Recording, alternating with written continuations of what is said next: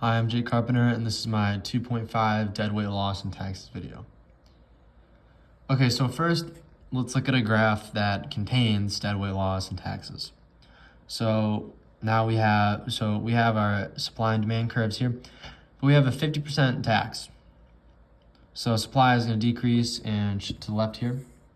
We have our original point of equilibrium right here, but as you can see, it's going to shift inward with the tax. And we're going to have something called deadweight loss right here, this triangle. So deadweight loss is basically a loss in consumership and transactions and just overall surplus. So we're never going to get that back with this tax. So right here we have our tax box, and then we have our PP and PC, which is price received by producers and price paid by consumers. So let's say that graph represents fizzy soda. So fizzy soda, the demand is relatively inelastic and the supply is relatively elastic. So we need to talk about the tax incidence first. Tax incidence is basically who pays more of the tax, either the producers or the consumers. So the consumers are going to pay most of the tax for this one, for fizzy soda, because the burden of a tax falls more heavily on the side of a market that is less elastic or more inelastic in this scenario.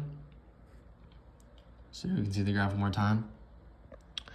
And then now we need to discuss the tax per unit.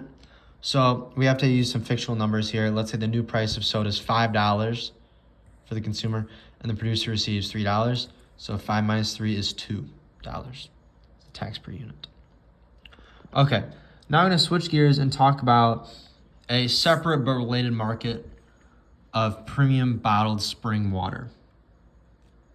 So there's also a 50% or 50-cent tax on this item, but the demand is highly elastic, so it's paid by the producers this time, just because of the rule that the burden of the tax is going to fall on the side of the market that is less elastic, or again in this case more inelastic. So it's going to be paid by producers, and then with fizzy soda, the consumer surplus is going to decrease and the producer surplus is going to decrease because there's a tax. So there's going to be deadweight loss and each side is going to lose surplus.